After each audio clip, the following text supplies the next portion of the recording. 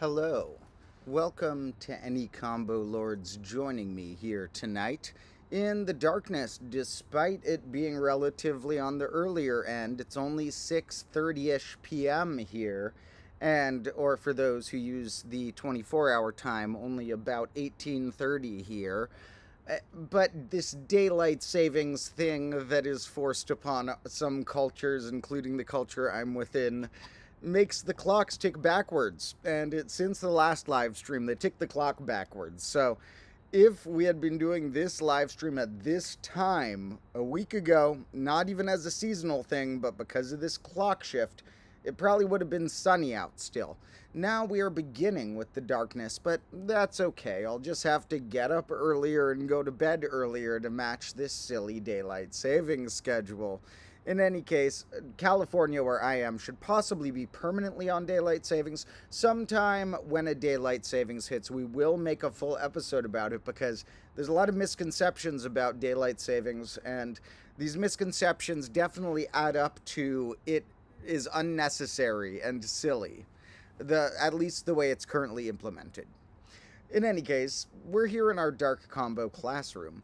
I'm your teacher, Domotro, as usual, and it's been a minute since I put anything out on this channel, apart from some shorts I've been putting out without putting to notifications or subscription feeds, because there were some shorts that had been on my other combo class channel briefly, and perhaps some of you had already seen them. I didn't want to bug you folks twice with anything, unless necessary.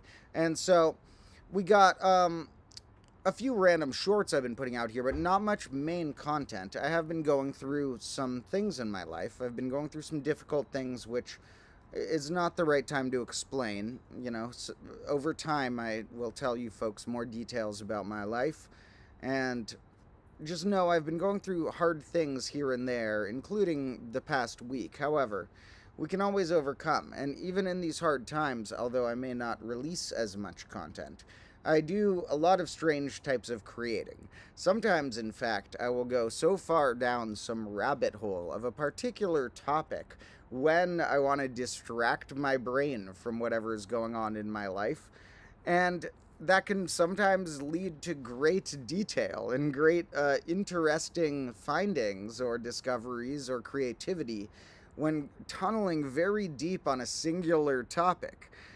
Sometimes when I need to distract myself, I will pick a particular thing that I am finding meditative and tunnel very deep into that. And one of the things I was doing this past week was designing mathematical games.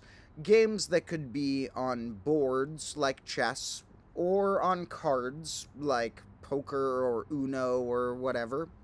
And games that perhaps could be simple enough based on the cards that were describing them or board states that they would encode mathematical questions I might have as well. And while researching this, it was kind of tied to a number theory question I had that was going hand in hand with the sort of games I was trying to develop. Now, to note, somebody said it's very dry there. I don't know if you just mean in, like, it's dry like boring, or if you mean physically dry. It is not physically dry here, because it has been raining. That is another reason I've postponed the live streams I like to usually do every few days, but it's been a week or so, is because it's been raining like crazy in the combo classroom. We're around all sorts of hazards because it was raining all day. According to the forecast, it's probably not going to rain the rest of the night, but it's pretty cloudy up there, and if it starts dripping at some point, I'm just going to have to evacuate us to the inside, and we might have to switch the stream to my room if the rain returns. We're also under some trees, which makes it better for the new rain, because the trees will block the new rain, but worse for the old rain, because the trees are still wet in their branches, and so when a wind gust hits, even if there's no rain, the wind is going to knock all these droplets on here. And we're doing this on my computer, and I'm not a big tech guy. I don't love technology, but I love a few pieces of technology that help me turn my creativity into what you folks can see and etc. And one of the few pieces of technology I care about is my laptop that we are doing this live stream on. And so if it starts raining, we will very quickly evacuate inside. And Scarsdale, I'm not sure who said, somebody else said Scarsdale maybe, but here I am, if you were asking where this is, if anyone doesn't know, we are in the Bay Area of California. Now, but to be more specific, we are in the Strange Combo classroom. Now, that was as bright as the lights on the computer can go. So there's as much illumination as the computer can provide. If we need any more, we need to go for candles. Now, we are dodging not only hazards of water in the trees, but this sounds ridiculously silly, but while putting down my computer on the desks, thinking, okay, we wipe off the desk, we make sure the computer doesn't get like a droplet of water on it from the desk, I realized that behind the desk, related to the last main episode I've been filming, I still have some massive buckets of water. I don't know if you can see these, but there's like a bunch of containers filled with water down here. Of different shapes and sizes. And so if I knock the computer off the desk at the wrong way, I realized we have a lot more than one droplet of water to worry about. We have giant buckets of water I should probably move in a minute. Those are left over from the last episode I've been filming for the main combo class channel, which, you know, my combo lords should know. This is where I put all my bonus stuff, despite having more subscribers, because although I consider shorts to be bonus content, they get quite promoted on YouTube. So my main channel, Combo Class, make sure you've seen the last episode where we discussed opposites and inverses of numbers. And also, stay tuned for an episode coming probably Monday or Tuesday, probably 2 to 3 days from now. I should have it out. Our next one is going to be an episode topic I've discussed for a while. Or I've discussed that we're going to do for a while. It is artificial intelligence versus mathematics. We are going to look at some of the times when AI or any type of computing device of sorts, a computer of some type, has helped with mathematics, including this is a diagram I drew that anybody who already knows some math stuff, see if you can somehow guess what is this that I drew that a computer helped with mathematics. That is one of the topics we'll be discussing in the episode.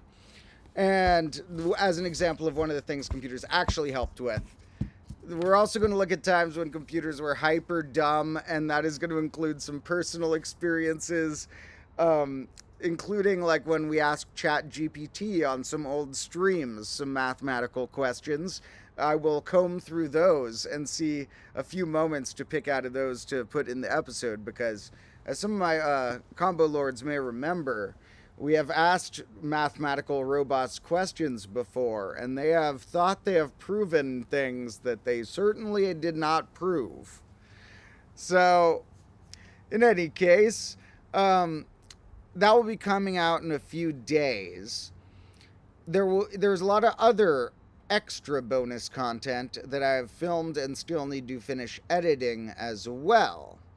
But what we're mostly talking about today is going to be, well, actually, I didn't mention the second topic. It's mostly going to be games, like I hinted at earlier, which are going to be games that I've been thinking about and how these line up with number theory, how these line up with other, fun game design aspects of, there's game theory in mathematics, and there's some overlap between maybe a Venn diagram overlap of what you'd call game theory and what you'd call thinking about what is a fun game design for a human. Certainly overlap, but also some differences, and game theory may get to points where certainly a human would not play the game, and we are analyzing the math of it. And the other side may get to points where games may incorporate rules that you would have not put in an equation you're trying to analyze, because those rules may be fun for a human. And so, in a game theory, theoretically, you could have games that on the 100th turn, things work well. Or you could have games that are utterly up to chance or almost no chance. But humans sometimes have certain things they like. They want, if you're playing a card game, you probably want it to last more than 5 turns and less than 500 turns. So, there are things that make something more or less fun for a human, as opposed to our game theory. I'm trying to combine those a little bit by trying to think about what would make a fun game that would be fun to mathematically analyze, as well as something that you could actually sit down and play.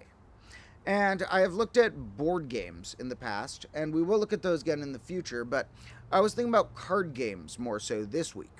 I was thinking about if you had a deck of cards, and there's a few ways we could approach this. Let's look at 3 possible ways we could approach this, which are each player has a fixed deck, and it is a deck of playing cards, like the standard 52 card deck of playing cards. And either each player has a standard deck of those, or each player shares a deck of those, or splits it in some way. So that's one option, is to invent rules that are interpretations of a 52 card deck of playing cards, say that 2 does this, 3 does this, and so on. Ideally with that, we would still be using the numbers. We wouldn't want it to be super random. We don't want it to be like, well, 6 happens to do this and 7 happens to do this. If we designed it around that, it would be a lot neater if we were like, okay, the primes do this, the non-primes do this, or like the numbers do this, the face cards do that, or something. So the second option is we could design a game where, and these are things that I have designed game ideas for all 3 of these that we'll look at. The second one is that you'd make a new deck of cards, but that it's a fixed deck, that each player has the same fixed deck, or that each player shares the same fixed deck. Like Uno or something is a game where there's a fixed deck of cards that is the same each time. And players will use that fixed deck, but it's not the standard 52 card playing one necessarily. The third option is to make a game which is much more complicated, that would almost work along the lines of something like Magic the Gathering or Pokemon or Yu-Gi-Oh! Or stuff. The one I'm most interested out of those is Magic the Gathering. I used to play that when I was really young, and like a year ago, I started researching some math in it again and realized I still think it's really cool. So Magic is the one I personally know a lot about. I don't know that much about Yu-Gi-Oh! Or Pokemon. I know enough that if I had to make a debate, I would say that Magic has deeper and better game theory it's developed over history, and a more solid card pool to work as one functional thing in different formats. But to design that sort of game, players can design a deck. You have a card pool that may even expand over time, that players have some deck building limitation, but players say maybe there's in Magic, for example, there are cards called basic lands. Those you could put any amount of in your deck that you want to. And then any card that's not a basic land, you can include up to 4 of. But there are tens of thousands of cards legal in certain formats. So most cards you're picking 0 of. And you're picking, somewhere from 1 to 4 of some small batch of those tens of thousands that might be legal in some formats. Now, by formats, I mean you can't use every single card of the entire card pool together. Otherwise, it's too easy to have some decks just win on the first turn, have it be... It's not as fun if you let every card get up to 4 copies. So some formats will let almost every card, but ban a few. Some are like every card after this year. Some are like every card within this amount of recency. So within these formats, you can design a deck. And what I like about that is it adds a second game. There's not only the game of you playing your opponent, there's the game and the creativity of designing a deck. And many people will copy a deck list from online, but you can also just think about it and have fun. Like, I often looked through a Magic the Gathering search engine for certain terms that I knew could be useful in combos, because you can make combos in there that are cards that interact in some loop together. And I would look up certain terms for fun, design what deck I would build if I were still playing Magic. I don't anticipate buying any cards. I maybe anticipate doing what's called proxying cards, where you buy fake versions of them. Like, I'm not going to pass it off as a tournament. I'm not going to pretend they're real to anybody. If I show it to anyone, I'll be like, this is a fake version of the card. But then it would let me use them as props in the episode. And, if I wanted, I could play with any other human who's like, yeah, I don't care whether you actually had the $20 to spend on that card or the 20 cents to make a fake version of it. So we might make fake versions of cards, and we'll just be very honest. We're not going to like pass it off in a tournament or like try and sell them or anything, but as props or whatever. Because when I write down my ideas for deck lists, it's just been digital. I'm not buying cards or whatever. No way I'm going to try and get embedded in that. Some of the decks that would be like have a chance of being competitive could cost hundreds of dollars, if not some formats thousands of dollars. And so we're not doing that game, baby. We're not paying thousands of dollars for plastic and cardboard. Nope. So back in the day when I played Magic, where I have most of my cards is I would do drafts, which is this thing where you trade around cards, and it's like a whole activity. So you end up paying like $15, not just to get the cards, but to get like a few hours of this activity with like a bunch of strangers doing this tournament style game. So like about the amount of money you'd spend at the movies or something. That was where I was willing to spend money on the game. I wasn't that comfortable just like, I want to spend money on just getting cards when they're just pieces of cardboard. But the game theory, very, very interesting. But it's very hard to imagine designing a game like that from scratch, because you see, Magic made many mistakes in its early years. In the first sets, they did not anticipate it getting as big as it was going to get. And so they had many cards that they were okay making overpowered, partially due to not having the resources to game test it enough to know what was overpowered, and partially due to genuinely thinking the game wouldn't be big enough that anyone would even have 4 copies that you were allowed of the really powerful cards. They didn't even have a 4-card limit way back in the day. You could have whatever you wanted in the deck practically, and you had to have 40 or more cards, any amount of whatever you wanted, because they didn't expect anyone was going to like have a reason to be in a tournament. It was going to be this big cultural thing where you'd like try and get all 4 copies you'd be allowed of a card if that was the limit or whatever. They also had this ante thing embedded in the game where you bet your cards. You'd literally trade and lose cards. And while they weren't allowed to continue it, partially because players didn't like losing their cards a lot of the time, and partially because they got into some legal trouble where once cards became worth a certain value, to include anteing in the game became a type of gambling legally. Because once Magic becomes something where cards are worth thousands of dollars, saying, oh, you just ante a card to somebody, they're like, okay, we got to keep track of this gambling, like the government and stuff. So they cut the anteing cards out of the game. But back in the day, the cool thing about that was that if you had overpowered cards, you didn't even always want to put them in your deck. You're like, the amount they give me a better chance of winning is balanced out by the amount of chance that when I lose a card to the ante, I lose a really good one. And so it was a completely different game back in the day, but it's still unbelievably overpowered back then. If I ever make an episode, which is likely because I have enough notes on this, about what I think are the strongest, and this is the funny half of whatever episode we might make someday, and weakest Magic cards of all time. And there's this thing called the Power 9 that is really like known as like 9 really powerful old cards. But for anyone who knows Magic a mid-level amount enough to think I'm going to say most powerful is the power of 9, I'm going to say that of the 5 or 10 most powerful cards in the game, only 2 of them are the power 9. But there are different metrics to measure powerfulness, and there are different metrics in a more comical but still philosophical way to measure the least powerful cards.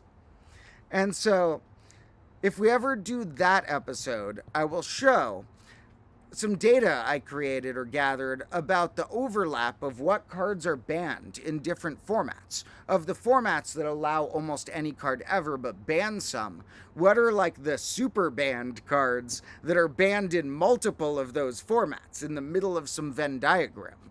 And of those cards, a huge proportion are from the first few years of the game, because they didn't understand how these cards would play into each other fully. And so if we ever, or I ever, design a game that is anticipating players being able to construct their own deck from a card pool, and that card pool may be being expanding, then while that sounds fun and brilliant, you have to be very, very careful with your first cards, because you'll make your game boring if you make it hard to play at the beginning. But if you make all your cards really easy to get onto the table at the beginning, later when there's more interactions and you see more about the game, you might find that this card was just completely broken. And luckily, if I ever make a game, I will have had these older games from history to study. Magic did not have a similar game to it to study in the past. And so one thing they got wrong was that you start with a life total. That is, if you run out of life, you lose. And so most players and the game designers at the beginning kind of anticipated life's really important. Players do not want to lose any life. They really want to gain some life. However, you also have ways to play cards. You don't want to give players a hand and they can instantly play the whole hand. And it's kind of boring if you say, okay, 1 card at a time per turn. My turn, your turn, my turn. So the way that they make it very interesting is by having cards having certain costs, and you develop resources that you can use to pay for costs. And you have to sort of balance how often you want to try and get your resource providing things out versus use the resources, and in which turns you might use the resources for 2 smaller things or 1 larger thing. And in Magic, the resources are called mana. They're lands, and they are sometimes pronounced mana, but mana is the way I say it, whatever. And you tap them, essentially. You have, per turn, you can typically, use one by activating it, which what's called tapping, what is signified by putting it sideways. Many other games have implemented this as well, because it's a very smart mechanic to have a card that stands upward, cards look this dimension, to have them once per turn be allowed to shift this way, and that kind of signifies which one you've used in the turn, just to make it you could just say it, but it makes it a lot easier visually if you do that. Now, the way they have the rule in Magic to not have players just spill all their cards on the hand, from their hand onto the table on the first turn, is that you are allowed to play only up to 1 land, which are free to play. Lands don't have a cost, but they have the restriction that you can only play 1 per turn. And the lands are your main way of generating mana to start. And so you use the lands to, accumulate a base of resources and play other stuff. But being able to only play 1 land per turn makes sure that if they want to, say the game designer wants to include a card that says, look at target opponent's hand and make them discard a card, or something that's destroy some sort of resource the opponent has. Well, maybe they want to include that in the game, but they don't want people to be able to do that on the first turn, because they'll just, whoever goes first or whoever gets to do that first, whoever happens to draw it, will just have such an advantage. And so you don't want to have that completely skewed advantage, because while randomness makes it interesting that you shuffle the deck and you get, thousands and millions of different possible games if you keep playing, you don't want the randomness to lead to, I only get a chance to win if I start with this stuff in my hand. They have a mulligan rule where you can sort of replace your hand for that amount with one less to a degree. The mulligan rule has changed over time, but to a degree, if you don't like your 7-card hand, you could get back 6 that work, sort of like that. And if you don't like the 6, you can get back 5 and so on.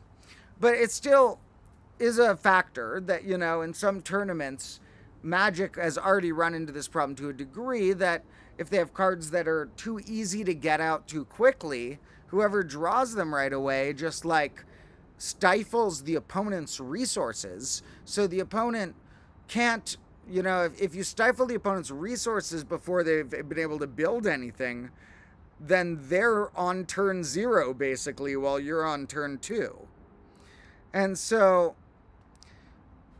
you need to be very careful about how to design, if you have an expansive card pool, things that make it so on your first turn you have something fun you can probably do, but that the best stuff you can't do till turn 3. And that's actually hard, to just design a game with just those 2 things, a card pool where if you randomize it and you draw some opening hand, that you can do something on turn 1, but that you can't do the coolest stuff until turn 3. Now, of course, you can use a simple rule like you get to play up to 1 land per turn in Magic. But if we design a game, we want to think about new things. Magic's already trying that. If I want to design a land that is unique, I'll design a custom Magic card. We can design our own game and look at what are other possibilities. And so when I was analyzing making a game of various sorts of this, I realized that the mana base, the way that you have resources that let you play other things, and the way you make sure that a player doesn't dump out all their resources at once, and there's some strategy to it somehow, not just necessarily in the playing, but also maybe in the deck building process, is tricky. But I first thought about, so in Magic, there's 5 colors, and there's now another one that's sort of like that represents the colorless mana, but usually the colorless one is more like generic. And there's 5 colors: white, black, red, green, blue, and those ones you might have different amounts of in a cost. So you might have a card cost to play it. You need to tap a certain amount of resources you have in play that give you 1 blue mana, 2 white mana, and 2 generic mana that could be any type. That could be a cost for a card. Well, one thing I realized is that if we wanted to describe this ever just as pure numbers, we could. We could say that blue mana are called 2s, white mana are called 3s, yellow mana, there's not yellow mana. What am I thinking of? There's red mana are worth 5s, green mana are 7s, and black mana are 11s, or any arrangement of prime numbers, and we could take the product. And we would need one for generic mana too, so maybe I should have started that one higher so that 2 represented generic. And nowadays we'd need one for snow mana, and one for colorless mana, and there's other types now, but hybrid mana, but Phyrexian mana. Okay, but anyway, there's other types now, but if you wanted to quantify a typical card cost, the game managed to work for many, many years just with those 5 colors, and generic, meaning it could be any of those. Well, you could do them as a product of primes. If I said that 2 means colorless and 3 means blue, then the number 12 would mean it cost, or let's say 2 is generic, to get the terms right, and 3 is blue. That would mean that 12, the number, is describing 2 colorless and 1 blue as a product of primes, because each composite number is a distinct product of primes. They're not, no 2 different composite numbers will share the same primes that make them up. So I realized that, and I thought, well, that would be kind of fun to have my resources be like you tap 2s, 3s, and 5s or something, and you're looking at a product of those. But I quickly realized that while that is fun mathematically to a mathematician, the actual game theory of it does not change much because we're doing the same thing. In fact, first I actually think I realized, what if I tried multiplying the primes? Then I may have realized the other way around, like, oh yeah, this does describe magic's monobase as well. And either way that I figured it out, I realized that, all right, well, I could do that as a descriptor, but it wouldn't actually change the gameplay of the way magic works. You have a certain amount of colors, and you have generics and stuff like that. But then I found some new innovations. I continued to think. And I thought about this concept that I'm going to make an episode about someday. One of these episodes that I've planned for so long that I keep postponing because I have such grandiose ideas to include in it, that when I do make this episode, don't be surprised if it is 40 minutes or an hour or something. There's a topic called integer complexity that is really, really cool, which is using just the number 1 and addition and multiplication, and wherever you want to put parentheses, and sometimes allowing other operations in the analysis, but typically starting with addition, multiplication, and parentheses. How many ones does it take to make a number? Now, that is a simple sounding question, but there are so many twists and turns, both in my personal research and in the research I've looked up about this topic when I found out that it was something other people had researched. Integer complexity is a grandiose, beautiful thing, but there's other similar questions that also haven't been asked that are, or fully investigated, like, you know, if you were using your ones to be able to sometimes craft 2s and 3s to help you, how does that change things? Well, even if I had a card that was as good as 2 other cards put together, we have a lot of factors, like there's how much something costs, and card advantage is a very important thing, where if you can use 1 card to do 2 cards' job, that's very important. You have tempo or advantage of the card state at that point. And as I was researching this further, combining these thoughts, I realized, well, maybe in a game I could have a few primes as my resources, but you would have ways of adding or multiplying them. Sort of between the every composite as a unique prime factorization and the how many only ones does it take if we're allowed to mix multiplication and addition. So at first I was thinking maybe you have like 1s, 2s, 3s, and 5s, and you're able to add, multiply, or whatever when you tap those between each other. Now, that first state, while it did craft some very interesting ideas I might turn to a game someday, I realized you can make kind of too many numbers with a given batch. If I'm allowed to throw in addition, multiplication, and parentheses wherever, if I have like a 1, 2, 3, and a 5, and maybe a second 1, I can make a lot of numbers with that. So I started thinking maybe when you have them, you can't always just bust out a plus or a times at free. Maybe you have cards that tell you 2 options here, which I have game versions I'm working on that are just one, just the other, or a mix. One option is, what if the operations are entirely separate cards? What if you have cards that are numbers, cards that are operations, like a plus sign or a times sign or a to the power of sign or things like that? And maybe you have to craft them all together even with an equal sign. Maybe you even need parentheses cards if you want to work those into being able to change your equation in a way that you couldn't do without parentheses. And that's one way to approach it, which could be quite interesting. But when I was playing with that, I realized it's going to be very hard to have that trait we talked about earlier of you want to be able to do something fun on your first few turns. You don't want to be too disadvantaged if your opening hand isn't the right thing.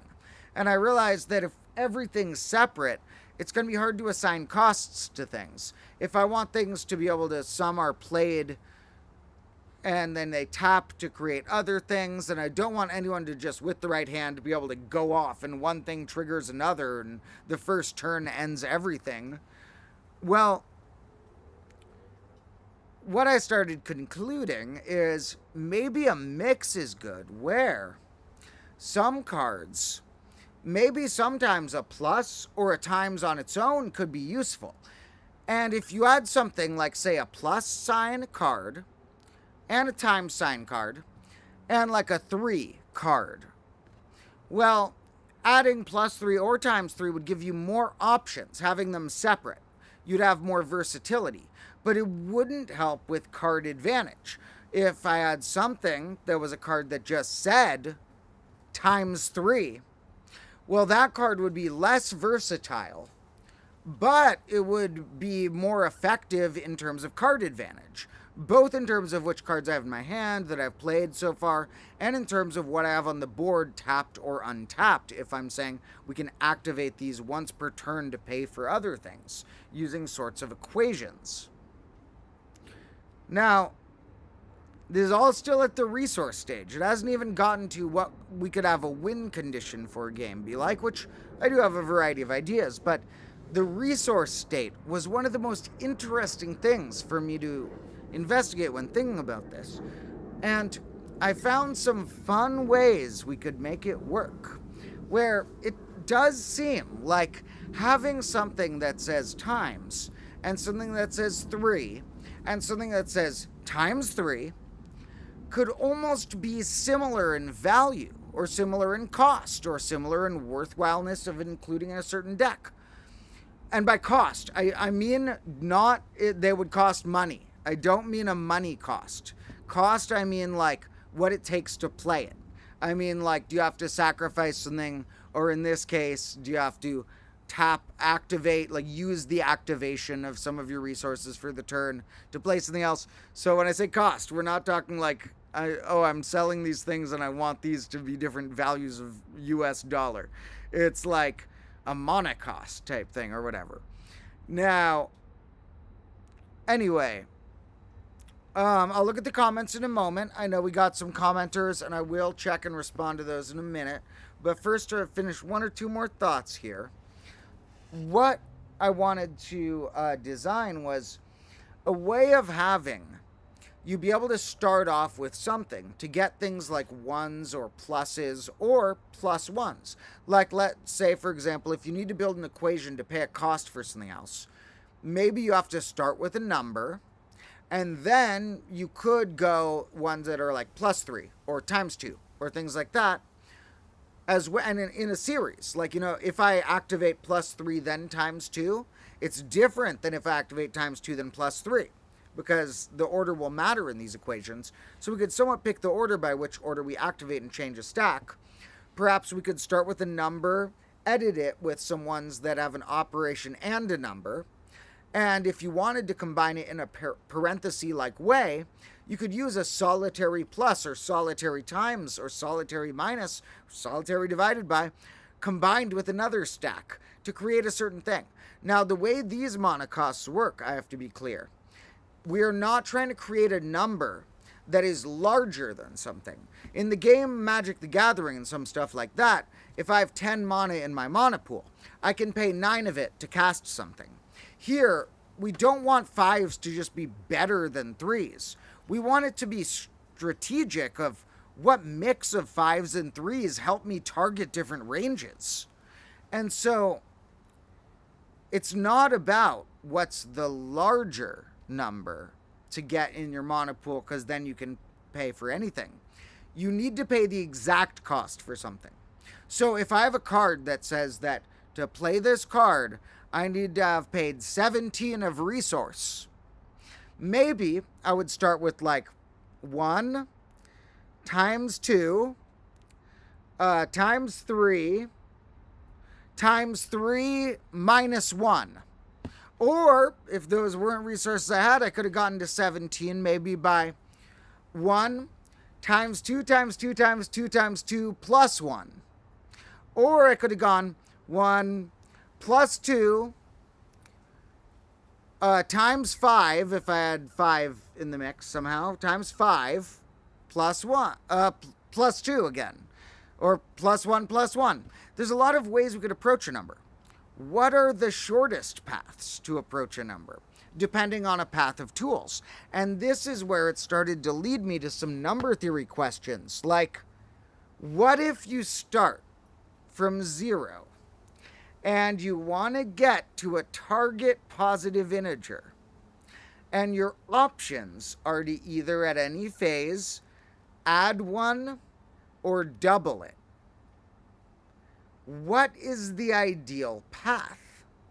Well, at first it seems like this is probably hyper simple. It's probably just like binary representation of it or something. But when you actually think about it, there's kind of some twists where what order you add ones and double it does a lot of different things.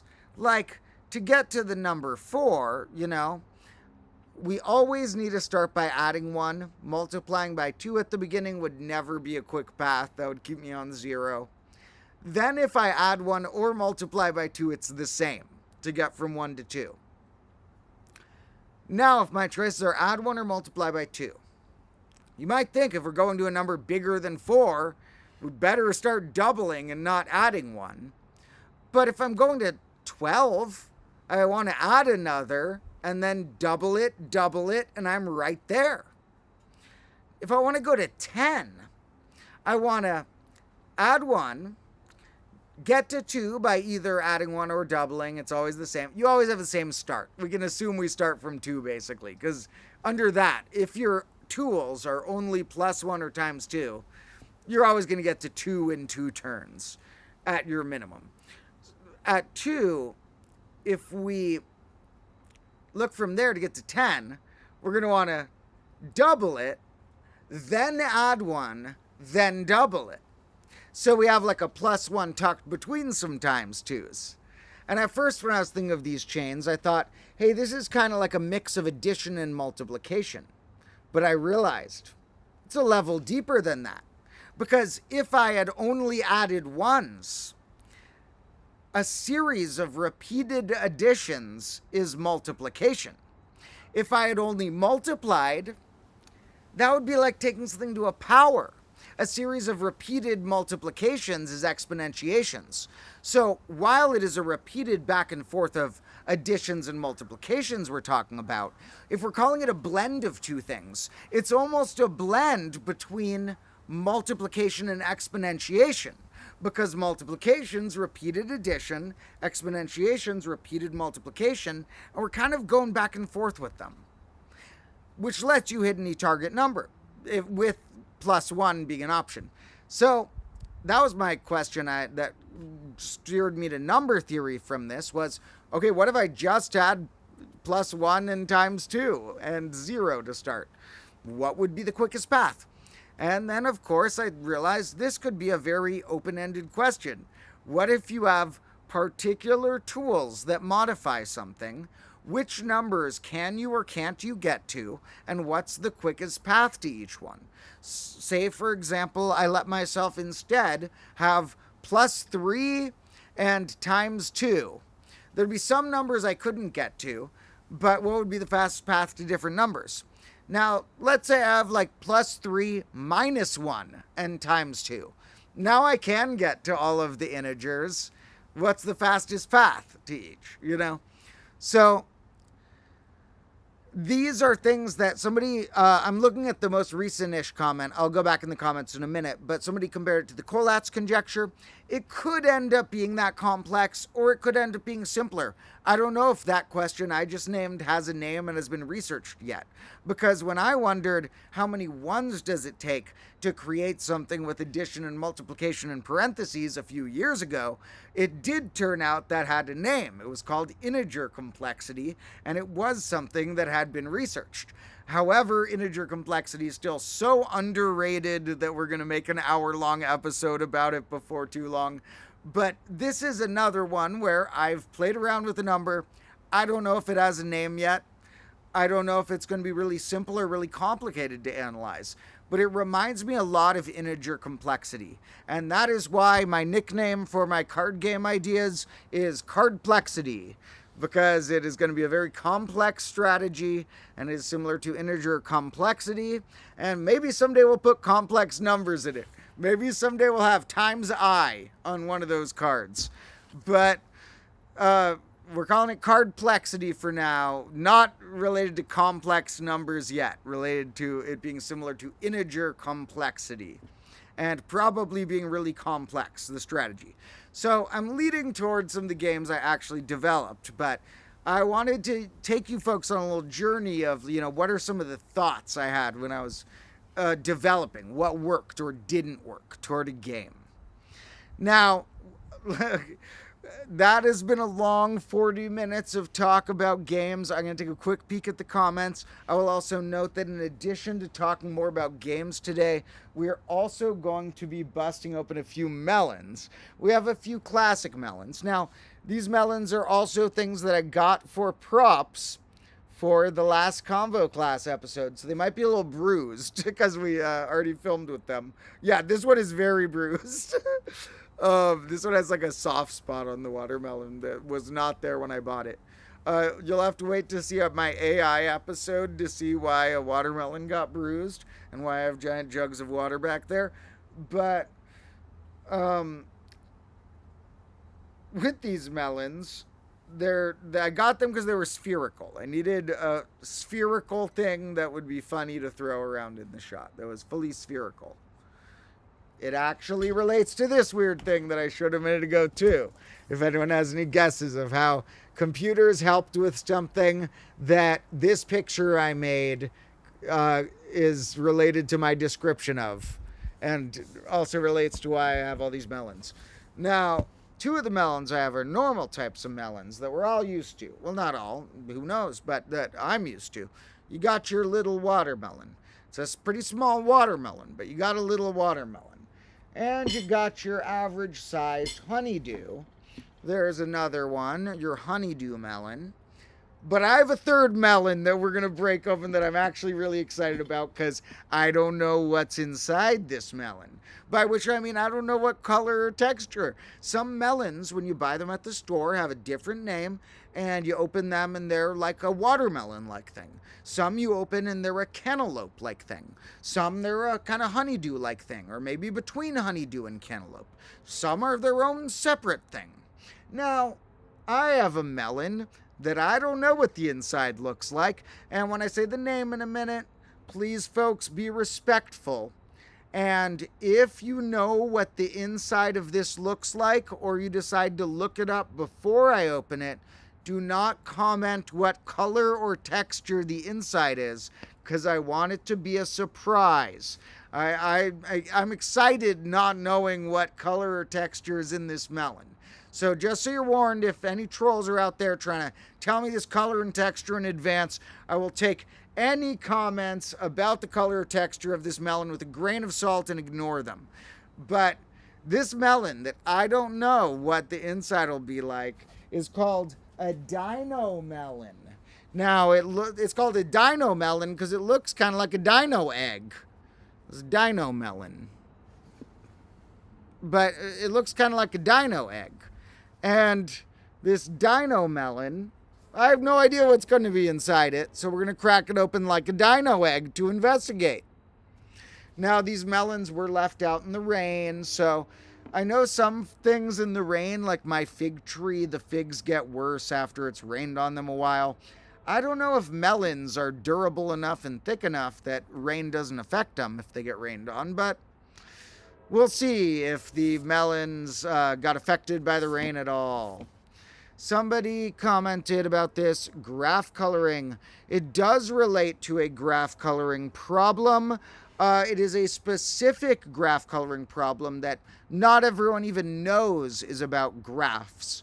I would say that coloring is very key to what this is about, what the random clue I left, and that it is graphs, but that's, I will talk about it being graphs, but that is more graph theory, different than XY coordinate graphs. but that the graphs are more an underlying math behind it, and it's known by a different sort of coloration of name. And so, or a different, thing related to coloring. But no worries, whether or not you folks have seen that, it's a very fun result from mathematical history that I knew at some point I'd have to put in an episode. But since it turns out to be related to a computer helping prove something in one of the first times a computer ever did that for humanity, well, it'll fit into it gets to be our smart example of a robot. It gets to put all of the chat GPTs to shame. So, looking at our comments for a moment. Lots of great fun things. Love you all. Great stuff here. A lot of these comments are related to earlier chats I was talking about, so I won't backtrack subjects too much, but I love you all. I will note a good gag on someone saying a square root of a potato is a French fry. That does sound pretty accurate. And somebody said, what about two different colored dye? One's positive, one's negative. Now, if you mean in terms of the game that I was talking about, there are certainly ways I've thought of implementing dice. One of the main reasons why I was thinking cards for now is that the mechanic of each turn, you tap, you get to use things up to once or up to twice, could be a different type of tapping. But that per turn you get to show which ones you've activated yet or not. And even that those stay in the activated state during your opponent's turn so that you have some room to respond to stuff on their turn. Some of these games have instant speed effects you could do to counteract stuff. That makes it so that the dice don't tap as easily. You can't. It's harder to show with the die if it's done its thing for the turn yet, and then you'd be like, okay, 2 times 4 times 7. Wait, which of these have I not used yet? However, many of the ideas I've generated do involve dice, so dice could show up at some form of the game. Many games like this at least have dice for a life total. But I am surprised that there aren't more games that have a few dice as different totals. Like, this is my life total. This is my energy total. This is my total of resource of chopped wood or whatever on a dice, But just having a few different to track. Magic has 1. You don't have to use a die, but you have a life total that is not tracked by the board state, by the cards there. You use a die or something separate to show what is your life at. Now, dice could be useful still. However, for now, we're going with cards. And when dice will make their revenge is actually when we do our next board game designing stream. Because I think it would be fun to make more board games that involve dice as the pieces. Because then your pieces have different states that they can, for a move, you could either move something or tick it up a number or something like that. So we'll use dice more in some board game inventions, because I think that's lacking on what should be on chess-like board games. Why isn't there a chess or checkers or whatever, but where 6-sided dice are your pieces with various rules for that? So those are certainly other ones I've developed, which we're just not going to go too deep into today, because, guy, let me see how many words I wrote about this in the past day. This is dumb how much time I spend sitting on my computer writing words about stuff sometimes. It's smart dumb. It's like idiot savant dumb, but I'm getting up a word counter just to see in the past 1 to 2 days, this is not the only writing I've done. I do a lot of writing, but in the past 1 to 2 days is when I started this one particular new document about the idea called cardplexity, and it is 21,000 words. So I have obviously spent a lot of the past 2 days sitting on my computer just typing about this. I have gotten very fast at typing, where when you do something a lot, you get fast at it. So I'm like receptionist speed typer to just put my thoughts into my notebooks. But definitely still took a long time to write 20,000 words about these ideas. So I'm giving you folks the very, very brief synopsis, and that is why we will, many ideas, I'll be like, that's a cool thought. We're going to have to think about that for some future game, because there are more than enough ideas in those 20,000 words to take up this stream. Now, as for the rest of our comments, if we do have dice on our games, I might have to design some of my own dice, because I think a lot of things would work better with dice that start at 0. So I think, not always, but I think that a lot of my games might want some 6-sided dice just because cubes roll well, but that I might want them to range from 0 to 5 and not from 1 to 6. Okay, so lots of fun other thoughts, and I really do love you all.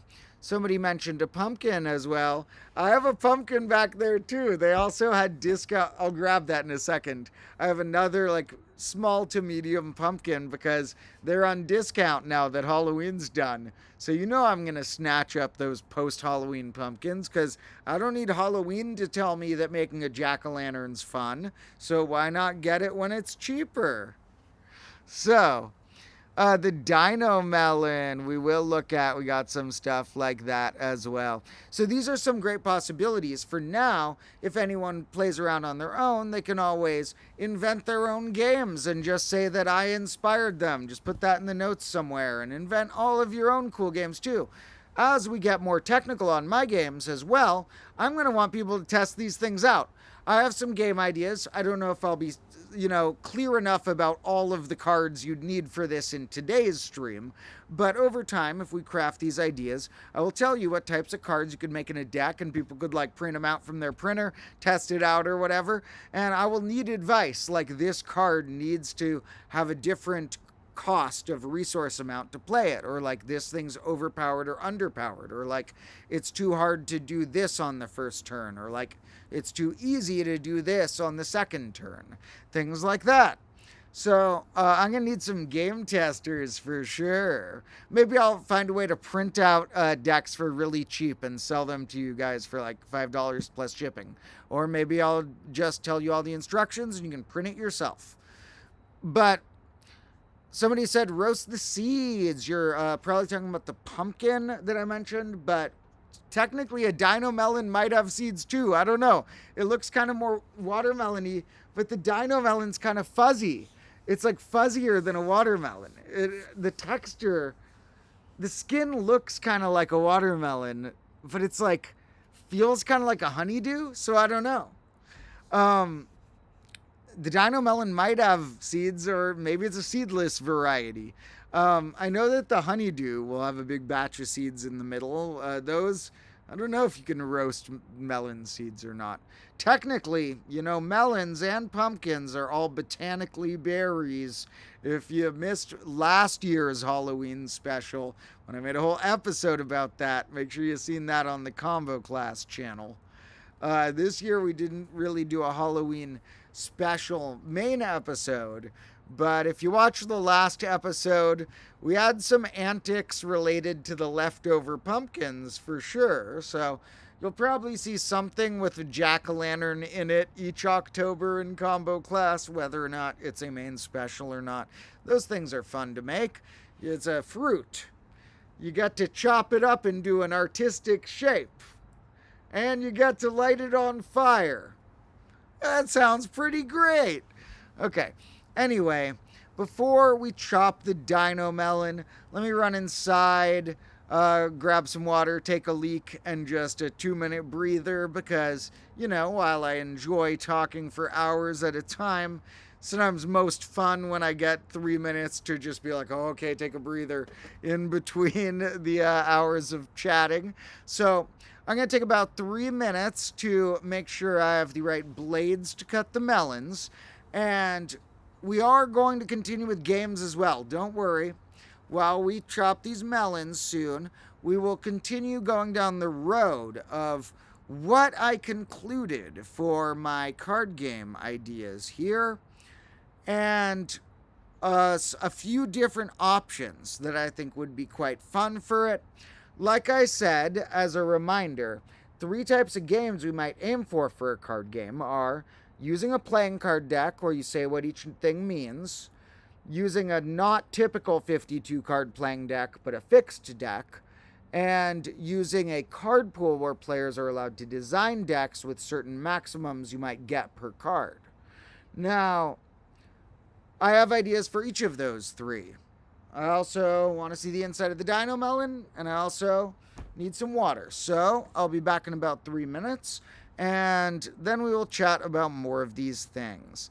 Until then, I'll have this as bright as it can go, and you can maybe see some wildlife in the background. You never know. There was a possum who visited today. There was a possum out in the front yard in the daytime because it was raining all last night. So normally these possums are only out at night, but I think it came out in the day because it was like, finally the rain's done. Okay, I'll be back in a little bit. I'll be back in like 3 minutes. Stay tuned.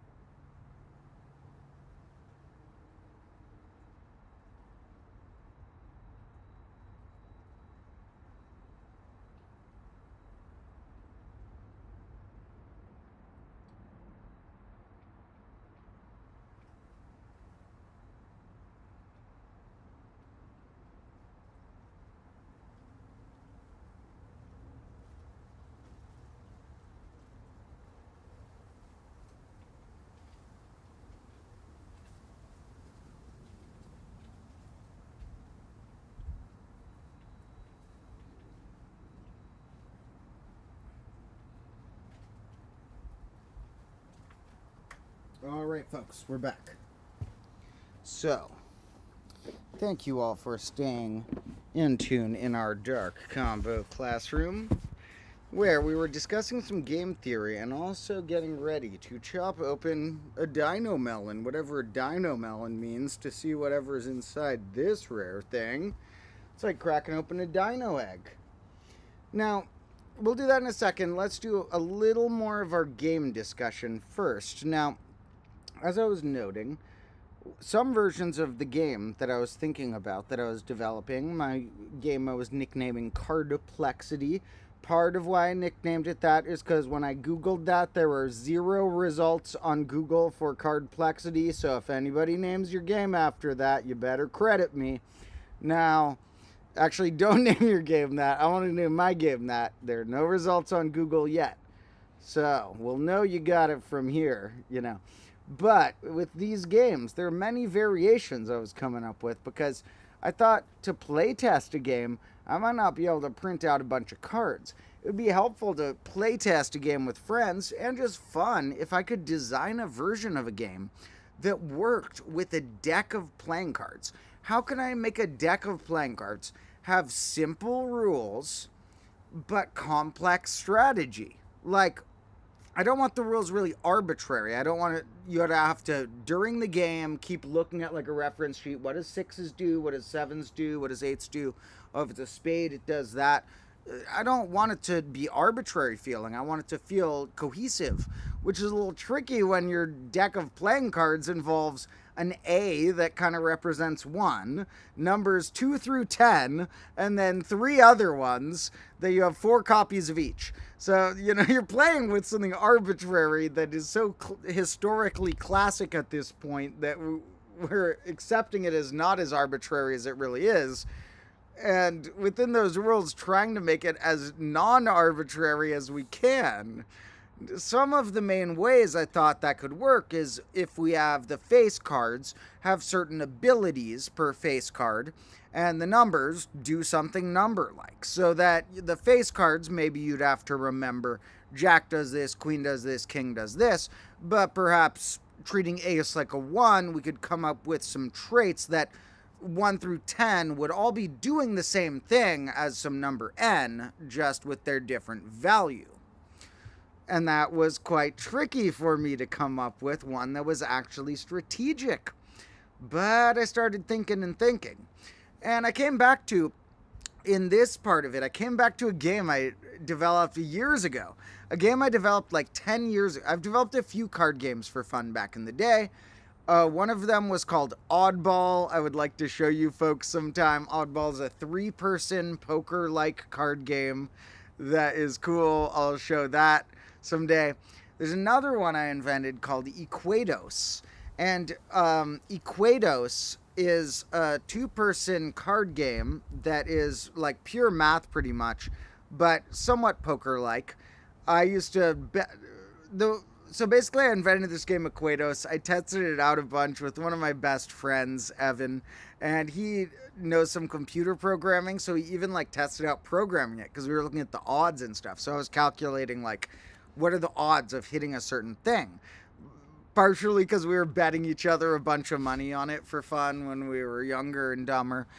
We would bet ridiculous amounts of money, but it was going friend to friend. It wasn't going to a casino or anything. So who even knows who came out ahead? Either me or Evan probably ended up giving each other like $1,000, but it didn't go to a casino. And who knows who came out ahead, because there was a lot of back and forth. Gambling with your friends is far better than gambling with any online casino or real casino.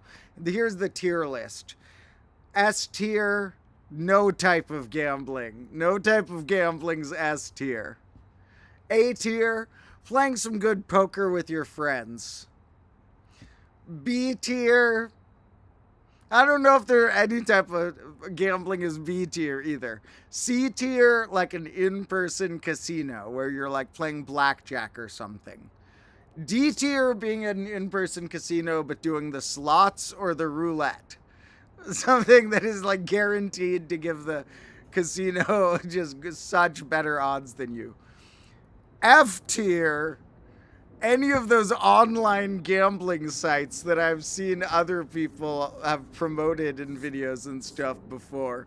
If you are a young, impressionable viewer, please trust me that those websites are not only at the very best of assumed honesty, still going to say straight up, yeah, we make a profit, and that means that if you gamble enough times, you will see you have lost that profit, because the more times you gamble, the more it averages out to even. But beyond even if they were honest, they would say they're winning money off you, like a real casino, which is governed by the law to a degree. The online ones are also lying to you and are also not governed by a law in the same way and not guaranteed to give you whatever odds that they say. They can lie and just take the money from the kids' parents' credit cards. So do not gamble on one of those online sites, because they'll probably let you win the first time and then make you lose on purpose the next 100 times, and then let you win here and there in the degree that their algorithm thinks will keep you hooked. But trust me that their algorithm does not want to lose them money. And they get to decide whether you won or lost at any point, because you're not watching a dealer deal cards. They are 100% deciding at any point what result they show to you. So that's F tier. But here, let's assume, a non-gambling nature of cards anyway. Equatos does not need to be gambled on. There was a point system, you see. With Equatos, there was a way that you would get points at the end of the game so that you could play multiple games and add your points up and try and strive for a certain total. Basically, a deck of cards, I designed it so that one deck worth was worth 100 points, and that your opponent had one and you had one, a deck each per game. And so I forget exactly how I made it. I'd have to look at my notes, but it balanced out in a way in that you knew there was a guaranteed total per round of how many points there would be between the players. There was even a way where I just balanced it, and I said, we'll just subtract the average in a way that makes it so the players' scores have to add up to 0. And that was kind of cool, because then you knew who was in the lead. Like, you're like, okay, at the end of the match, if I am 17 points ahead, you are 17 points behind. And so I made it something like that so that we could do a bunch of games in a row, and there was a way of, like, if you were just counting the deck without any subtraction, you could, like, play to 500 or something. And we were young and dumb, so we'd bet $1 per point. But you don't have to bet hundreds of dollars to enjoy a game. So with Equatos, the point is that there was a particular attribute of it that I adopted into my newer game. Now, the attribute was that you had cards that were the numbers, like in a deck of playing cards, because you used a deck of playing cards, were like 2s, 7s, 4s, whatever. But the attribute was that, okay, I don't like the fact that this is base 10 centric. I wish we lived in base 6 so I could design my ideal game. But someday, all of the games I design that are base 10 centric, some great grandchild of mine's alien friend will transcribe into base 6. And it'll have to be a new game, because it's going to be different strategy if you involve multi-digit numbers, what it means to be multi-digit, and those different things. But basically, we're stuck in base 10, so let's embrace it a minute. Now, I had us take 2 cards and put them side by side to be a number you might target. So, for example, if you were able to activate or use or whatever, like 2 times 3 plus 1 times 2, that gives you 14. So I could play like ace 4, ace being 1, because you're going 1 through 10, to be a 14 to do that.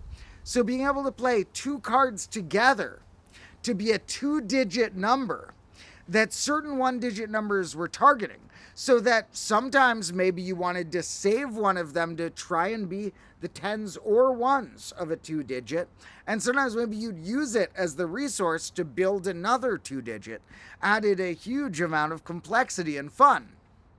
And so that was something I thought maybe that could carry over to at least the playing card version of these new games I'm developing, that perhaps you would be able to use numbers in a way involving adding or multiplying them or such, but that the target numbers you were trying to hit were 2 batch cards of your same thing, so that if your things were numbers, sometimes I'd play a 2 to work as a 2 and a 5 to work as a 5, or I could use those in my hand to be a 25 or a 52. And so having resources that you play as a single card that you try and use in equations to create a 2-card combo ended up being one of my favorite ways of interpreting some of my new ideas into how we could do it in a deck of playing cards. So, let me look at... Okay, I'll chop the melon and think for a moment, and then we're going to see how detailed... Okay, here's what we'll do. We're going to start with, before the melon, I'm going to give you another synopsis of where this game kind of might go for the other sorts of attributes of styles of card game we might strive for. And then as we cut the melon and chat, we'll see how many details we end up unraveling of, because I don't have one fixed idea. I've been brainstorming all the time up to 10 minutes before the stream. I was not exaggerating when I said that it was more than 20,000 words that I wrote about this game in the past 2 days. And there's many different ideas I have that I'm still figuring out how I'll amalgamate. But to move forward, the next type of game would be, what if we design a deck and we're not stuck to a deck of playing cards. We design a deck, but it's a fixed deck, so that you have either, the same deck each player uses, or many games that do that don't want you to separate 2 decks, so they have it be a fixed deck both players draw from. How would we design that? Well, how would we make resource cards be able to come out easily, but at some cost, maybe, like a limit of 1 per turn, but maybe something more creative than that we could do? And how could we use those to pay for other resources in a way where we wouldn't just have to say, okay, just play 1 resource card per turn or whatever. The resources being sort of things that multiply something by 2, or that give you a plus sign to use, or that give you a 2 to use, or that give you a +1, or something like that. Now, the way that I figured out we could help make that work is, what if during each turn, here's how it goes. During each turn, each player draws, during their turn, the player whose turn it is, draws 2 cards, and then one of the cards, I'm still on the fence between if they have to do this or if they have an option to do this. They put face down on the table. And face down could function as the number 1 if you have a single face down card. However, the face down cards can come in piles, so that when you play a face down card, you could put it on top of another pile that you had been making out of a face down card on face down card on face down card and stuff. So if I was playing face down cards my first few turns to gather resources, I could make like 1, 1, 1. I could make like 1, turn it to a 2, turn it to a 3. Going like 1, turn to a 2, but then make another separate 1. And we could use those in our costs, so that, sort of like lands work in Magic, maybe there's only once per turn you do that, but that you can choose, as opposed to what color do I want. Do I want to be adding a new 1 stack, or building another stack to now be worth 2 or worth 3 or worth 4 or whatever? Now, with these resources, we could play other resources that maybe for the cost of 2, you could play one that says +1. That now, if you want to use that on that turn or future turns, you can fit into an equation, a +1. And there were the 2 main versions of this game that I was split between were ones where all of your operations and numbers are separate. You have to go like 1, a separate card that says plus, a separate card that says 2, separate card that says equal. Now you can play something that says 3. Or it's tricky to make that work. I might make that one work, but for now, it's also easier to explain to an average person who's only half into math, is the version where many of the cards have an operation, then a number. So that many of the resource cards would do something like ×2 or ×3. They even have good nicknames a lot of the time, double or triple. There's not as good of a nickname for add 1. It's like successor function, but so we might have to call that one add 1 and add 2 and stuff. But when we do that, it unlocks such interesting math. When we think like, say I have on the board something that can start as a 1, and then I have like a +2, a ×2, and a -1. Well, if I start with the 1 to make an equation, I don't want to start with the -1, because then if I go back to +1, we're where we started, and those were unnecessary. But if I start with the +1, then I'm at 2. Then I could either play something for 2. I could use my ×2 to be at 4 and play something that costs exactly 4. Remember, in this, the cost has to be the exact number for the thing that you put out. I could do ×2 -1 to get to 3. Or a variety of different options. Like, to make it a little trickier, let's say I had +3, -1, and ×3. And we're starting and a 1 to start it off. So from my 1, I could go like, if I start with -1, then +3, then ×3, I'm at 9. If I start with -1, and then just +3, I'm at 3, the ×3 in the middle wouldn't do anything.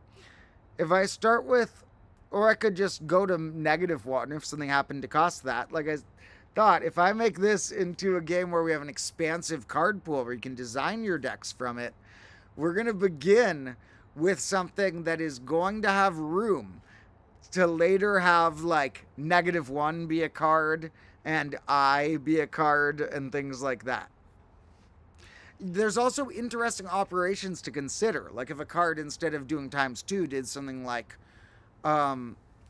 divide by smallest prime factor, or there's so many different operations of sorts you do. Divide in half, then round up if fractional. There's a lot of options, and so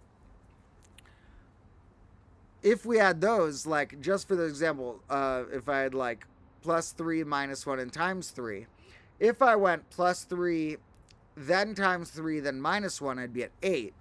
If I went +3, -1, then ×3, I'd be at 6. I could also hit just 3 or 9 on their own, or 2 on their own. If I did -1 ×3 +3, I'd be at 0, if that was somehow helpful. But those could be different costs for things, and those are costs that I would be able to hit with those combos, and there'd be other gaps where, like, with that combination, I can't play something that costs 13. And so looking at those, there's a lot of fun possibilities. All right, we got another comment about the dino melon. I'll do it. We're going to chop the dino melon and see what this fellow looks like. Now, first, because, well, I don't know. If I get a comment that says honeydew, I'll open this. And if I get a comment that says watermelon, I'll open this. But those are like less crucial. People kind of know what a honeydew and watermelon looks like. This isn't like a mukbang channel or whatever. If anyone's really curious, you can comment up to one of those. And if I see a comment that says watermelon, I'll open it. Honeydew, I'll open it. But the only one that I know I am highly curious about is the dino melon. And so somebody asked if the skin is edible. Well, watermelon skin is edible, so I would not be surprised if dino melon skin is edible. I have not fully looked up honeydew yet. I think when I looked up cantaloupe for my... so I did an episode about edible peels. I'm not sure if you're referencing that or not, but on the Combo Class channel, like 5 episodes ago or something, there's one about which peels are edible. And my main camera guy, Carlo, ate an entire watermelon bigger than this with the peel. It's in the episode. And he wanted to do it anyway. He suggested it. And I was like, if you actually do that, I will give you $20 extra in addition to your pay. I will give you $20 extra in addition to what you get paid today if you actually want to do that. Like, he first suggested it, but then I highly encouraged it and then monetarily encouraged it. And he was like, okay, yeah, I already wanted to do it. I'll definitely do it for $20. And he ate the whole melon with the peel. But, people were referencing that. The honeydew, the cantaloupe had too many pores in the skin. So it said online that the skin would be edible, but that it's way more at risk for bacteria or just gross stuff on the skin that doesn't wash off in the sink easy than the normal melon. Like it's trickier to wash off the little micro crevices and stuff in that. So it was more of like a germ issue than it is an inedible substance issue. Honeydew, I forget what I read about that. Dino melon, I'm not going to eat the peel today. This is my first time eating the interior of a dino melon. We can do the exterior another day. So, dino melon time. Okay. We got to peel off the sticker. The only reason I kept the sticker was to show you that I'm not just nicknaming this a dino melon. They call it a dino melon too, apparently. Said dino melon on the thing at the store too, on the sign. And I was like, what color is the inside of this? It looks kind of watermelon-like. It looks kind of cantaloupe-like. Almost kind of honeydew-like. I would not be massively shocked if it was red, orange, yellow, green. There's not that many colors that would massively shock me. If it was blue or purple, that would shock me probably. Or like pure black. But if it was like white, yellow, orange, red, green, I could imagine any of those. Pink, there's so many melon colors. But what type is this?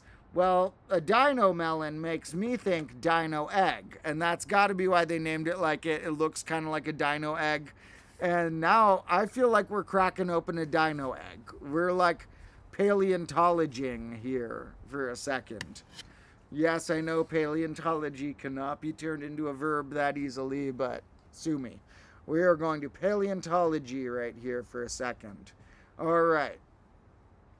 What is in a dino melon? Okay, this is a fun way to do the reveal. It's fully chopped, but I don't even see what's in it yet because I'm like holding it shut. The dino melon, it looks green. It looks honeydew-esque.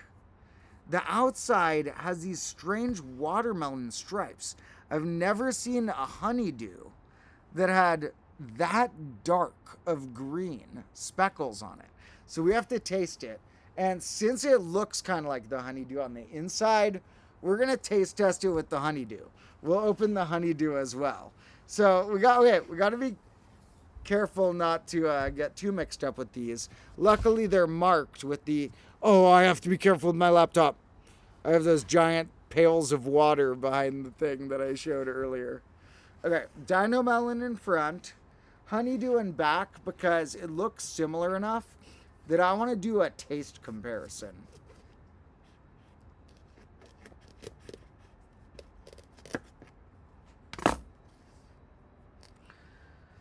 So, as you can, what are the differences? The dino melon is a little darker green, if anything. Also a kind of yellowish tint, maybe. And it has more seeds. Although I've seen honeydew with that many seeds before as well. Now, we only need to take one half of each. I'll bring these inside for my family to eat later. these we will eat, half of each, and we'll compare. And to start, we got to scoop out these seeds.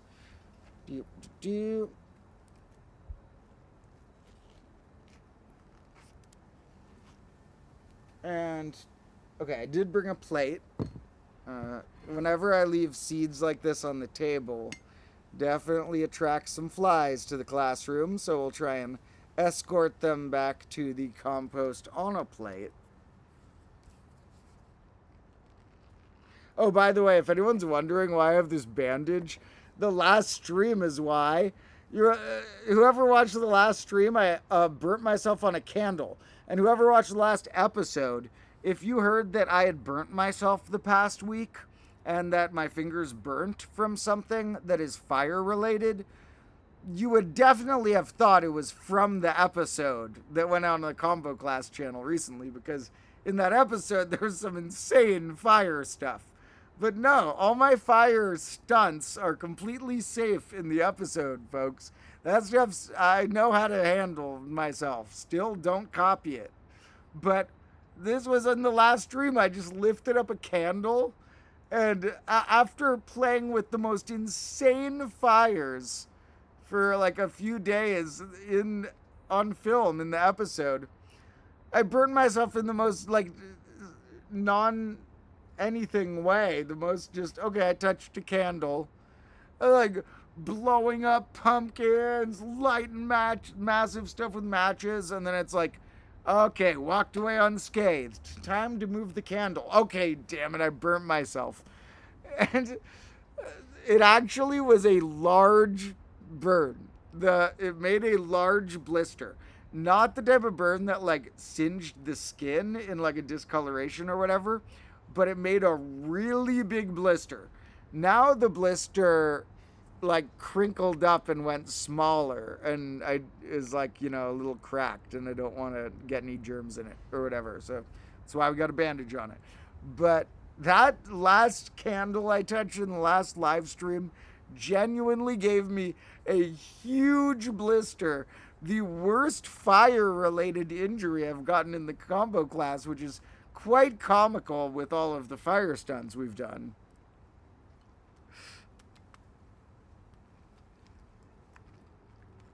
All right, so we're going to start with the honeydew to get a classic refresher of what does a honeydew taste like, to see in what ways does this somewhat similar looking, but not fully similar looking melon taste like.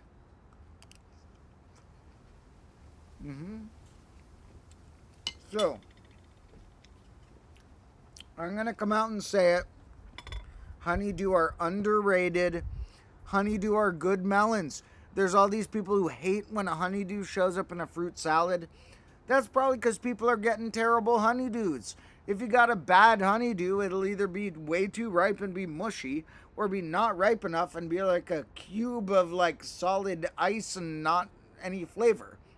If you have a good honeydew, there's a reason they put honey in the name. It's like a honeysuckle like flavor. A good honeydew has this nectar like taste. And so honeydew is underrated. I don't know if I like honeydew or cantaloupe more, and I would probably on a desert island, if I only got one tree, pick honeydew. And some people would say that's scandalous because cantaloupe has a slightly deeper thing going on with its flavor. But when you get a good honeydew, this subtlety to the nectar-like flavor is quite good. So we're starting here for one more bite of honeydew to kind of gauge what this style of green melon is like, and then we'll try the dino melon.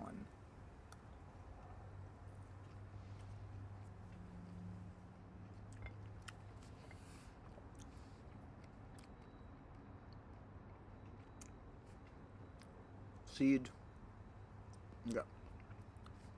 Yeah, okay, I didn't get all the seed. Oh, I didn't get all the seed. The dino melon had like almost like a little juice thing going on here, a little puddle of juice. A couple extra seeds hanging out in there. We don't want to eat any dino seeds. I don't want a dinosaur to grow in my stomach. Now, here's our dino melon. Seeds extracted.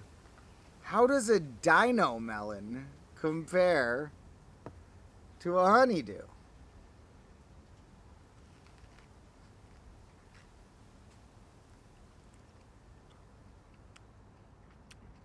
Oh my.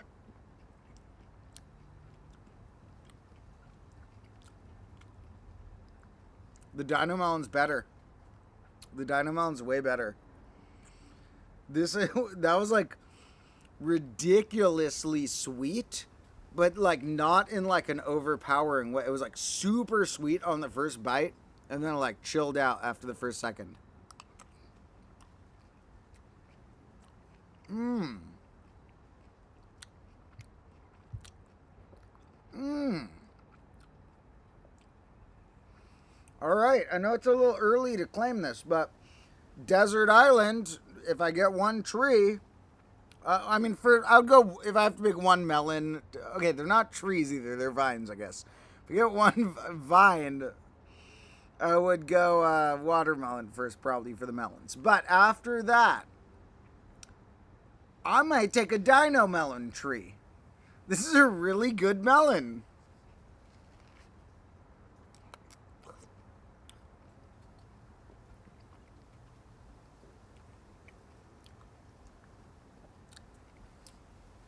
Yeah, it's like hard to pinpoint how it's different than a really good honeydew, but it's a little different. There's like a little depth to the flavor, sort of like it's almost hinting at a cantaloupe, not like the flavor of a cantaloupe, but that sort of depth the cantaloupe has. But with the like overall flavor of a honeydew. I'm a big fan of dino melon, folks.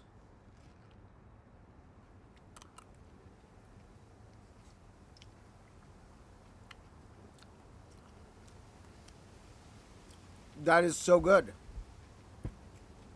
That is the better melon. Oh my god, I'm gonna need to buy out their dino melon supply before these go out of stock.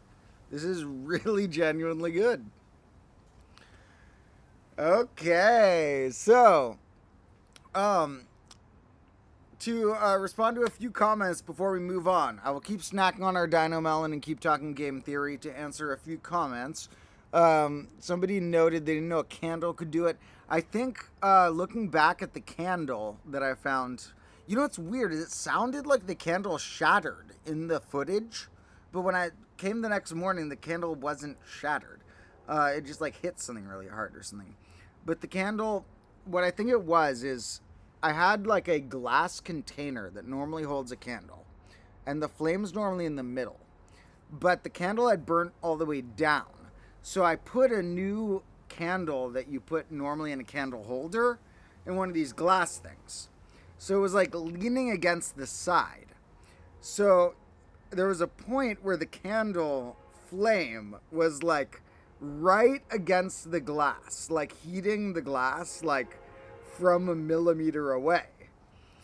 It was like crooked and just like on the glass was where the flame was, kind of. So it's my fault, but if you ever see me with a burn, just know that it was surprisingly from the most minuscule seeming fire we have ever had in the classroom. Now, all right, thank you for everybody who is commenting and chatting and stuff. To continue our thoughts about some game theory, while I may snack on some more dino melon, I was looking at how some number theory questions that I have could tie into games where you can use addition or multiplication to create sorts of resource costs. Like instead of just saying my resources are worth 1, 2, and 3 and I can add them. So I can make one worth 1 or worth 3 or worth 6, or I could add 1 and 3 and make 4. That's a little bit, but maybe I'd say multiply. Maybe my resources are worth 2s and 3s and 5s, and I can multiply. Or maybe my resources are worth like 1s and 2s and 3s and 5s, and I can sometimes add and sometimes multiply. What is my fastest path to success? Now, the fastest path to success as a game designer is not because I want to hack the game and win the game. It's because I want to prevent any players from doing that. It's because I want to make a game that there's no strategy that lets you always win on the first turn. And that There's, the randomness affects it a good medium amount of shuffling your deck and drawing your cards. You don't want it to always be the same, but you don't want it to sometimes be way better than other times. Now, some of those thoughts did lead me, like I was talking about, what if you combine different operations? Like we said, if we took +1 and ×2 as my option, what's the fastest path to a given number? And how would this change with different combinations of things? Well, I think it would actually be very interesting to see if there's any computer programmers out there.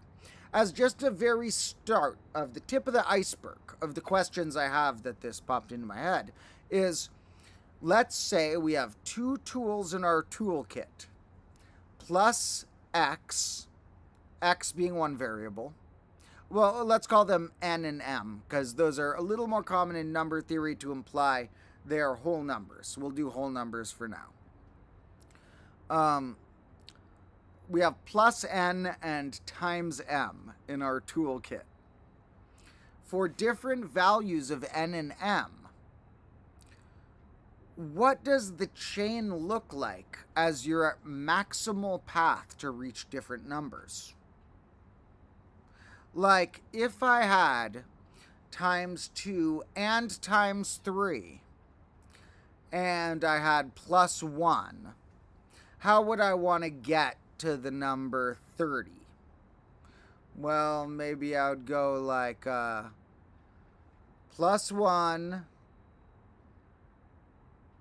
×3 +1 +1 ×2 ×3.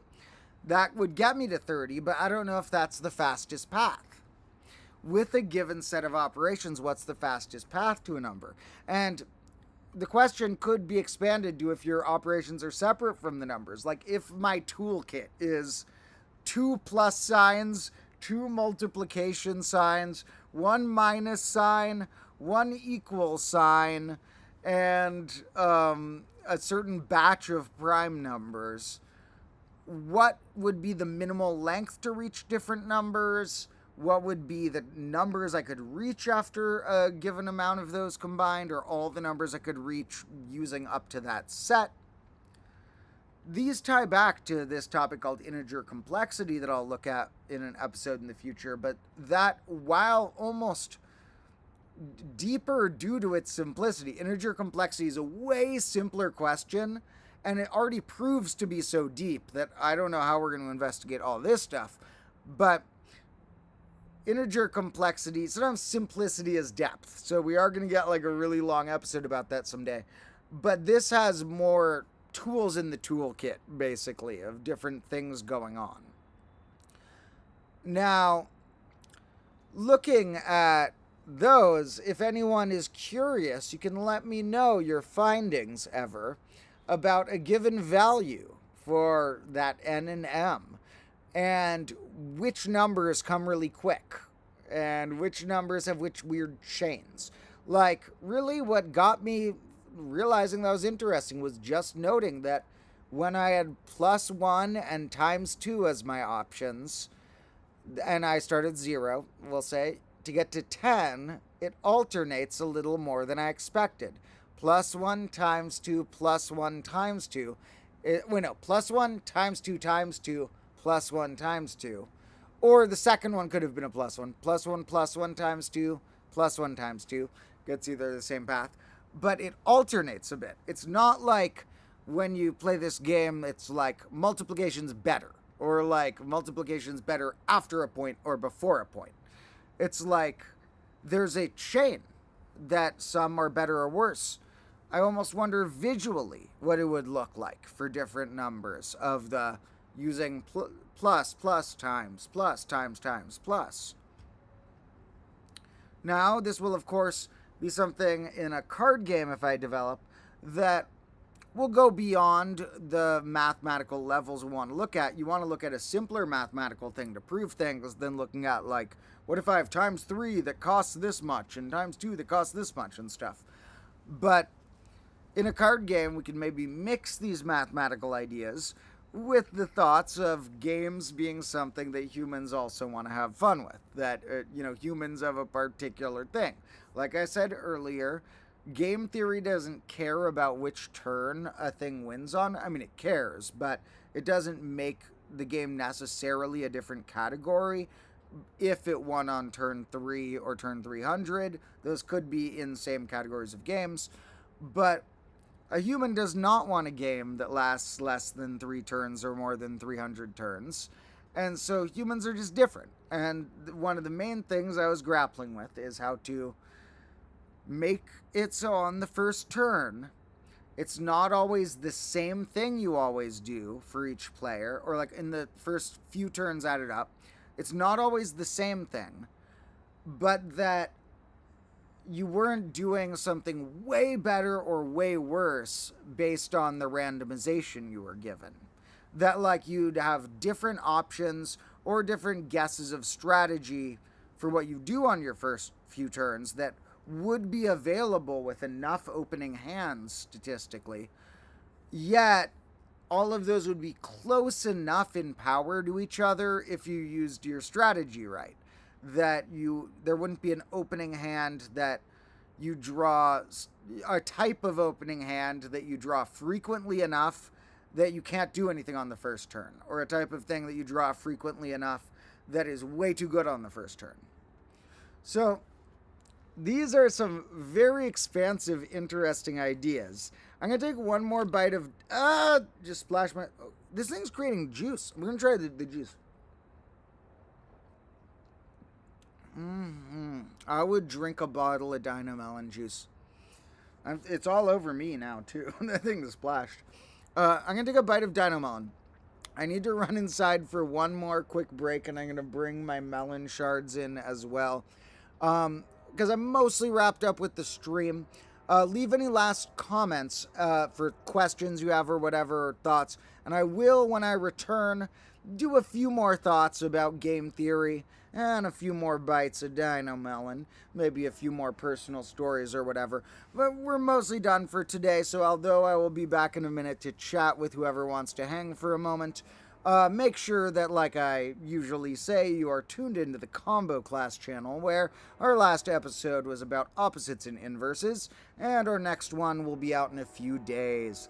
So, love you all. I'll be back before too long. Let me bring in the all of these other melons. I can let my family know to try the dino melon in the meantime. And we'll be back at some point soon. Somebody said, do they sense a GoFundMe drive? And I'm not going to do... I would feel cheesy doing a GoFundMe unless I really need to someday. I have medical conditions, so I wouldn't be, like, that shocked out of if all of YouTubers ever, I made, like, an actual one that I needed help for. So, like, if... I'll save the possible GoFundMe for if any of my medical conditions, like, need help like that someday. Not for me making a card game. I am very blessed with the support I already get from people on Patreon, people who just like watch all the videos and comment and stuff. Obviously, more support is better. Money obviously helps, and that would make me achieve my dreams quicker and share more of them with you folks. But it's not my biggest priority. I try to think about money as little as possible as long as I can survive. And so no GoFundMes for the games in the near future. If I develop a game that is really, really awesome, I'll find a way to print it and sell it for a decent price. But in the nearer future, there will be games that we will have to, if you folks want to test them out for me, you'll have to use your own deck of playing cards with some rules I'll give you for those. Or maybe you'll have to print out a batch of cards or something, or maybe I'll have to mail you something for $10. But who knows? There's lots of possibilities. I get sidetracked with these fun games and stuff. But as you know, my main current goal to continue is making a video project on my Combo Class channel every week or two. Now, I'll be back shortly. I do love all of you. I missed you as well, Stick, and I will check also all the rest of the comments in a bit, and be back for another 15 minutes of chatting shortly.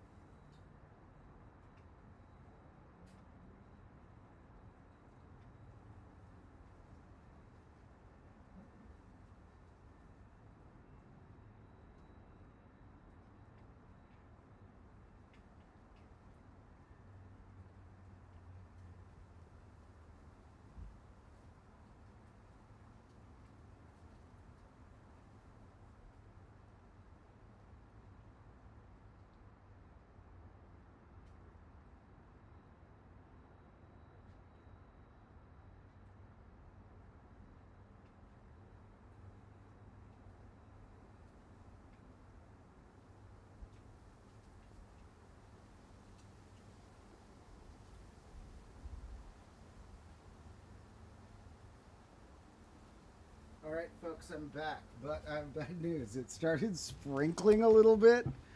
It just started returning the rain a very mild amount. I'll block it from the computer for a moment, but I don't know if that's going to make this stream out here sustainable. We also might not have time to fully relocate to the room, so we'll do a very quick chat, and if the rain picks up, we may have to end on a quick note. In any case, thank you all so much for joining me here today. You're all awesome. Love all of you who are able to join me in the present or future and stuff. People saying this is even nerdier than Magic the Gathering. It will be even nerdier, but I think I could create a game that mathematicians would geek out over analyzing with my plus signs and stuff. Now, okay, the rain's picking up a little bit. We have to move very quickly onto at least my porch or something to wrap up the stream, because we do not want to get the computer wet. Okay. Rain has begun. That will be a quick end to our stream, but I love you all. Okay, we're on the porch where we have safety for a moment. In any case, I will give more details about these games in the future, so that if anyone wants to play my playing card version with their own deck of playing cards, you could try it with your friends and let me know what's over or underpowered. Next stream, maybe I'll try and give more precise details. This one ran through some various thoughts about game theory development I've been having fun with, and some random stuff like dino melons. I love you all. Stay tuned for random bonus stuff that I am getting back to making, as well as a main combo class episode about smart computers and dumb computers and how those have affected mathematics. And that'll be coming out on Monday or Tuesday. So, love you all. Gotta dodge the rain. See you next time.